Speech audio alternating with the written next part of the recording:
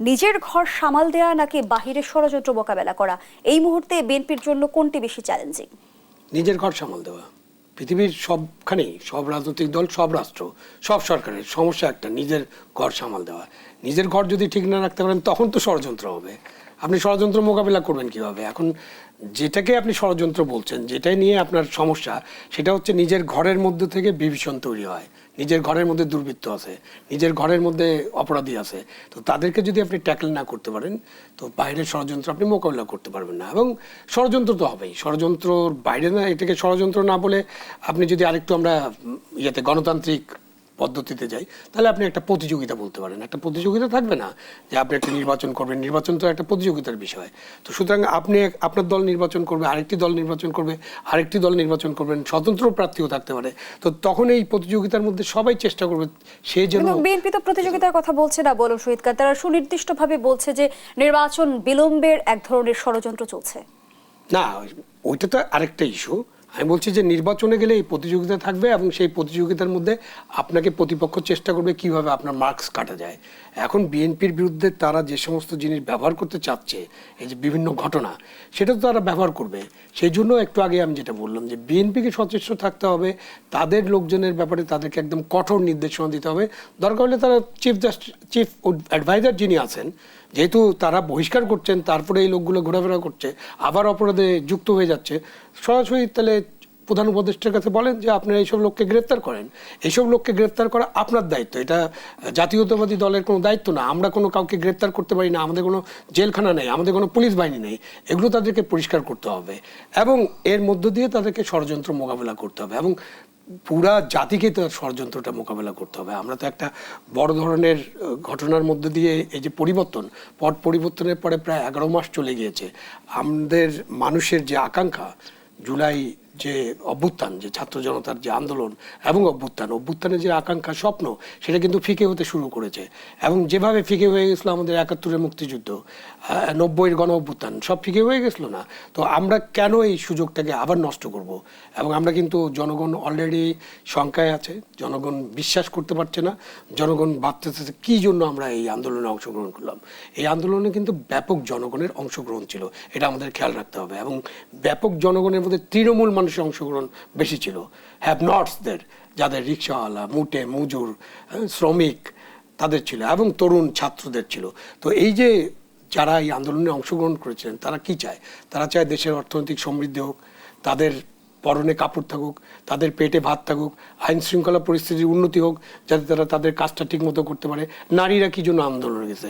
নারীদের অধিকার সুরক্ষার জন্য, নারীদের তাদের যাতে নিরাপত্তা সুরক্ষিত থাকে। আমরা কি দেখছি?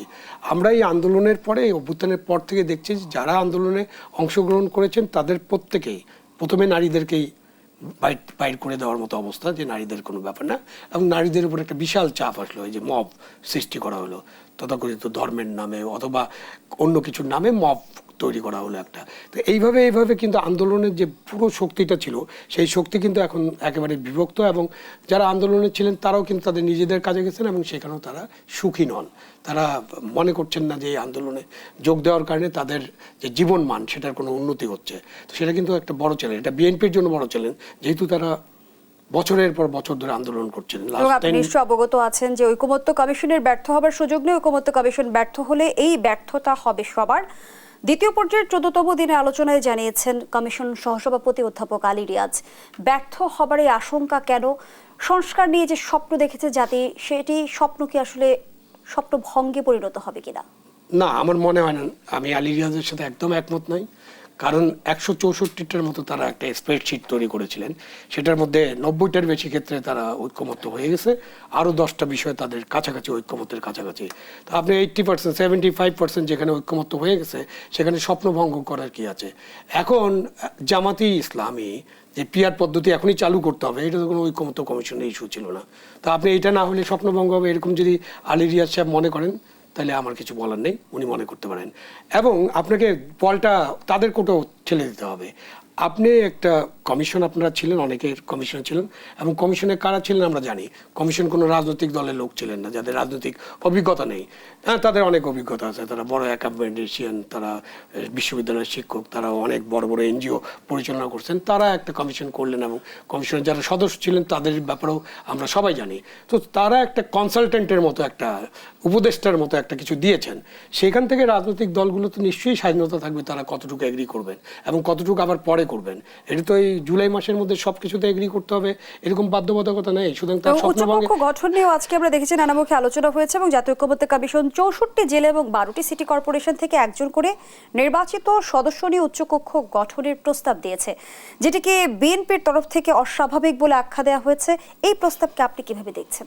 এই দেওয়াটি তো অমূলক, কেন তারা দিবেন? প্রথম কথা হচ্ছে যে আমাদের যদি একটা উচ্চকক্ষ তৈরি করতে হয় তাহলে আমাদের পার্লামেন্ট নির্বাচনের পরে সেই সংসদে আমাদের আইন করে একটা উচ্চকক্ষ করতে হবে। সেই সংসদে আপনি মাসের পর মাস বা দিনের পর দিন, সপ্তাহের পর সপ্তাহ থ্রেড বেয়ার ডিসকাশন করতে পারেন যে কীভাবে এখানে প্রতিনিধিত্ব আসবে। যেরকম ধরেন যে পার্লামেন্টের উচ্চকক্ষে যদি আমরা 100 প্রতিনিধি রাখি, আমরা তো পিআরটা সেখানেও চালু করতে পারি প্র্যাকটিস করার জন্য। 30% অব দি সদস্য মানে 130 জন পিআর পদ্ধতিতে আসবে ভোটের ভিত্তিতে, আর বাকিরা আসবে বিভিন্ন সেক্টর থেকে। আমরা কিভাবে নিব? এটা তো ওই যে উপজেলা থেকে আনতে হবে, জেলা থেকে আনতে হবে, এরকম না তো।